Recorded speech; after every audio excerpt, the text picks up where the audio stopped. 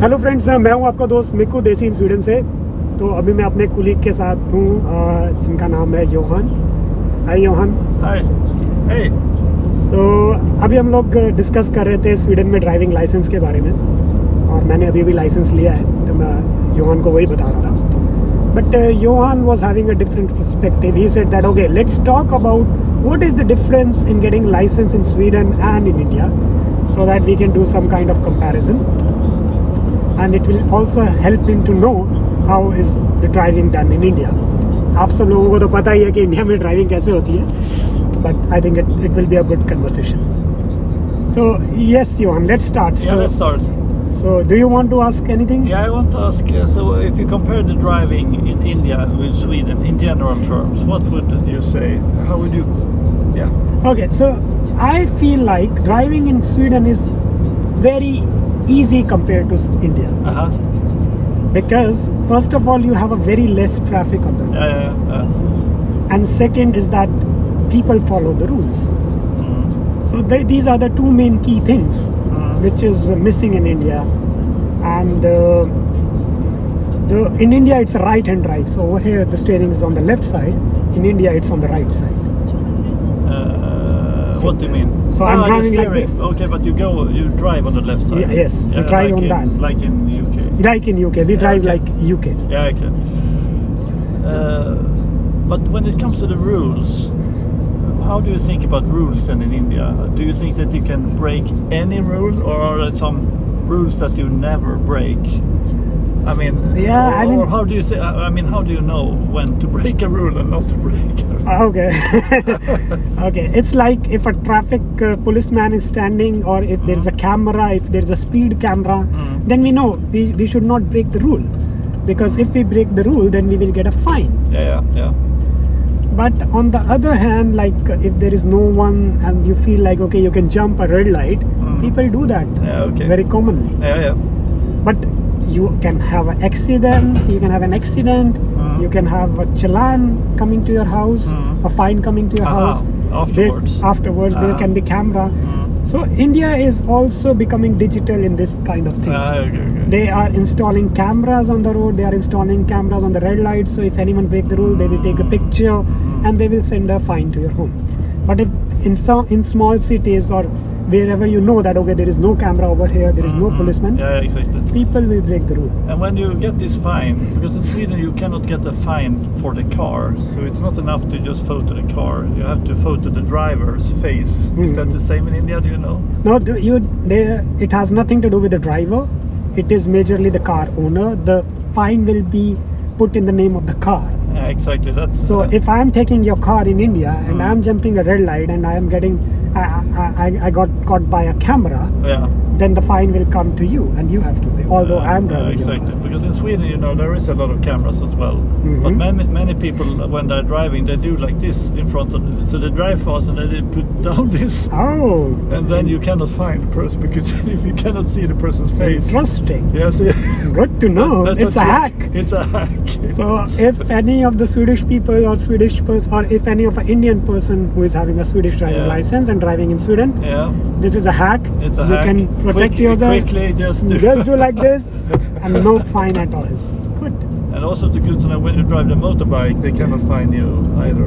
Because they can't see your face. Can't see your face. Okay. Coming to that motorbike as well, like in Sweden we have very less two-wheelers. Yes, that's true. Like it's not too many. It's not too many, no. Yeah. But in India we have so many two-wheelers and everyone is coming from here and there on the two-wheelers. Yeah. And another thing is that over here in Sweden we have a bike lanes, proper designated bike lanes, like we can see on the right side. But in India we don't have that. But still people go by bike. No, people generally don't use bike too much. They use two-wheeler like motorcycle, motorbike or scooter. That is a frequently used communicating mode. But bicycle, like in 40-45 degree, who will drive a bike?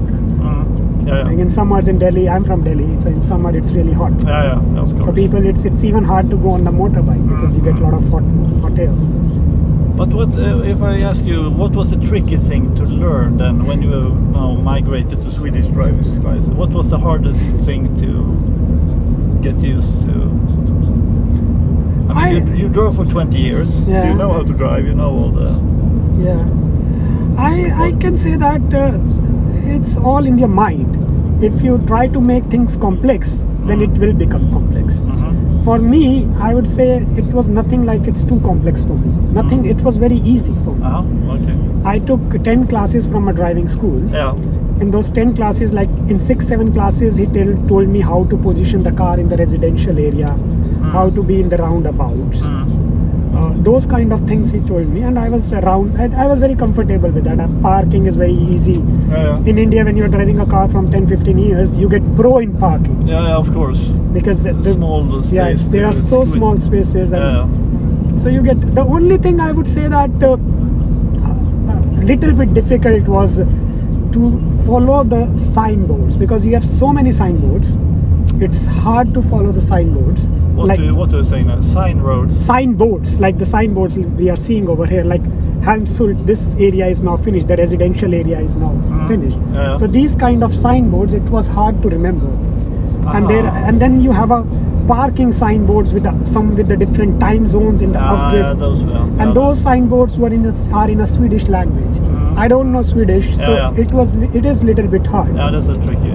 Yeah, and sometimes like a bus lane starts immediately, and then there is a solid line in between the road, which you must not cross. Which we must not cross. That is how I failed my first driver's test. Actually, I crossed the line. Okay, I passed my driving test in first attempt. You're better than me. But you practiced for 20 years. In India, but not in Sweden. But yeah, I can say that is the trickiest thing, I should say. Yeah. Because it is difficult to go through the signboards, because everything happens so quickly. If you are in a city, in a residential area, then there will be a lot of signboards. You need to see the traffic, you need to see the road, you need to see the bike lane, you need to see the bus lane. Yeah. So that is the little bit tricky. But yeah, when I went for my driving test, 80% of the car I was driving on the motorway. Oh, yeah, that's easy. So it was that was easy, like 110 speed. So I was very much comfortable in doing overtakes, flying overtakes. So yeah, exactly. Maybe if it was a residential area or a city area, then it could be a different story. Yeah, maybe. But what about when there is a sign in Swedish? What do they say then? I mean, the examinator, because you don't know what they say, but it's not so often in Swedish, maybe. It's not so often, but before you go for a practical test, you need to go via theory test. And in the theory test, you need to read a big book, which consists of different kind of boards. Yeah. And then you need to learn the Swedish. Exactly. Now, if you see, there is a signboard coming which says that there is a red light after 400 meters. Yeah, but there is no Swedish here. Yeah, there is no Swedish, but now we know few words of Swedish because we read those books. And we know that, okay, this sign is there and there is a text under this sign. So we can at least relate using the sign and the text, we can relate it. Yeah. And over the period of time, we will learn more on that. When I'm driving and when I'm seeing a signboard frequently, I will learn as well. Yeah. So it's like that. But I also have a question for you. Have you been to UK and have you drove over there?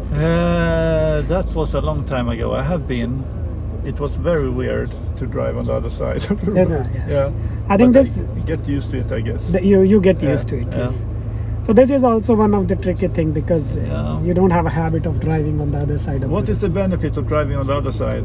Is there a benefit? Sitting on the other side, driving on the other side? I think it doesn't make any difference. To be very honest, it's more of like the British colony, like India was a British colony, and India, British, they like to drive on the, how do you say, either they are driving on the right side or on the wrong side, you don't know which one is right or wrong, but on the opposite side. So India was a British colony, and all the British colony was having a UK style of driving. Yeah, exactly. And when maybe, I think in Sweden, I think before 1960, 64, I think. Something like that. Something like that. It was also like the UK style of driving. Yeah, it was. And then you change, and the first day was chaos. It was chaos. Yeah, nobody really knew how to do it. Exactly. But I think we always had the steering wheel on the left side, but we were driving on the road? I don't know. I think so. So we never had a steering wheel on that side at least. And the one thing about India is that the roads, I would say that, like I said, that population and number of traffic is high in India. And apart from that, there's one more problem, is the road quality. So in the cities like Delhi, Mumbai, the roads are now, the infrastructure is improving. Yeah. India is building expressway, motorways. We are coming up to that level. Yeah. But in the small cities, we do have roads which are not up to the mark. And that means, does it mean gravel road, or does it mean there are gravel roads, there are potholes on the roads, there is no repairment done on those roads, and which causes like a lot of two-wheeler, they end up in the pothole, and then they met with an accident. Yeah. And sometimes the heavy vehicles like truck drivers, they are drinking and driving. That is also one of the problem. That is scary. That is really scary. Before there was a lot of that in Sweden as well. It caused so many accidents. I mean, really tragic accidents where they just. I think Sweden is having a Vision Zero approach where they don't want anyone to die in a road accident. Yeah, and they are working really strict on the roads and on the educating the people about the side effects of alcohol. Yeah. But still, I think every year 200 people die in road accident as per the stats. And in Sweden, you mean? Yes. Yeah, something. Yeah. And out of those 200, about 50% of people die due to alcohol. Probably. Either the driver is drunk or the pedestrian or a cyclist is drunk. Something like that. Yeah, speaking about the accidents, how dangerous is it then to drive in India? I mean, what level of accident? I'm thinking about all the two-wheelers going, or is it only small accidents? You just hit into each other a little bit and then you continue. Yeah, I can explain. I have an explanation to it. Yeah. So if you are in a city, if you are in a city like Delhi, it's like bumper to bumper traffic. I mean, cars are very close to each other. Yeah, but they don't touch each other. In case if they touch each other, I mean touching each other like kissing each other.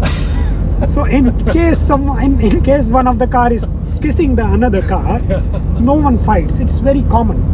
No one fights. It's very common. Some people, exceptions are always there. Yeah. But most of the people have accepted it. Okay. Little bit touch here and there, it happens because we are on the road. Yeah, okay. But like a touch on a speed of 10, 20 is accepted. It doesn't hurt much. Little bit scratch here and there, it's okay. Okay, so maybe because the speed is quite low due to the heavy traffic. Exactly. So the accidents are not that severe. Yeah, in the cities they are not severe. But if you are some people who like to drive fast in the city or rash driving, if they made an accident at a speed of 50 or 60 within the city, then it is harmful. So that is when a car collide with another vehicle, like another car, maybe four-wheeler colliding with a four-wheeler. Yeah. But if you are on a speed of 20 and you hit a motorcyclist or a scooter, a person on a two-wheeler, then it is risky. Yeah, then it's risky. So that we need to discriminate in this. We cannot do a like-to-like comparison. No. And people on two-wheelers, if they are in a city, they don't like to wear helmet. And then it is also a problem. That is also is also scary. Yeah, why? Because this is so hard for me to understand, because the head is really important to protect. Yeah. I mean, the most important thing. So why is it about you don't want it to look stupid? Or you have a valid point. But the thing is, maybe people like their hair. If they wear a helmet, then it mess up the hair. It mess up the hair, but yeah, that's how the people are. Do you want a nice hair or do you want to be alive?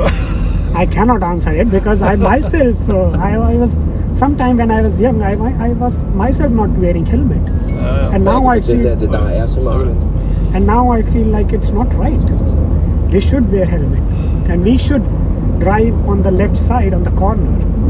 We should wear helmet and then we should drive on the side of the road, not on the middle of the road. On the side of the road? I mean on this side. Why is that? People on the two-wheelers, they try to drive in the middle of the road, and then if the car try to overtake or a truck try to overtake, then they lose the balance and they fell. So that is also a problem. So people so we have a right-hand side driving. So people driving on two-wheeler should be on the extreme corners of the road. They should be on the left side of the road. Yeah. But yeah, that is a difficult thing because I also have a license for two-wheeler, and I mean it's kind of scary to be too close to the side of the road in case you need to do some maneuver. You don't have any space for. Yeah, but in India, like you can imagine that the cars who are driving on the fast speed are on the right hand side. So you think from the India perspective. Aha, okay, yeah. In Sweden, it's different. If it's a single lane, and if you are driving in the center with your two-wheeler, no one will overtake you. No. Most of the time, you will be the one who will be driving. Yeah. And you're driving on. If there's a speed limit of 70, you will drive on a speed limit of 70. Of course, if there is a stressed driver behind you, he will try to overtake. But then you will let him go. Yeah. But in India, imagine if the speed limit is 50, you are driving at 40 or 50. Yeah. The cars will overtake you at a speed of 60, 70 every time. Every other 5 seconds, the car is overtaking you. Okay. So that's not good. Actually. I need to experience this. I need to go to India. You can come to India if you feel like. You can come to New Delhi. If I'm in New Delhi, we can go for hangout and we can spend some time together. Yeah, it would be nice. Maybe I will do it someday. Not in summer. In summer. I usually go to India in February because Delhi temperature is really nice at that time. Yeah. Okay. I don't have more questions right now. I can't think of. Now we are soon at the party, I think. Yes. So I think दोस्तों आज के लिए इतना ही. काफ़ी अच्छा लगा योहान से बात करके और काफ़ी समझ में आया योहान को भी इंडिया के बारे में कि इंडिया में ड्राइविंग कैसे होती है. इट्स रियली नाइस एक्सपीरियंस और हो सकता है अगर आपको ये वीडियो अच्छी लगी हो तो मैं ऐसी और वीडियोस भी लेके आऊँगा. चलिए तब तक के लिए धन्यवाद. Take care. Bye bye.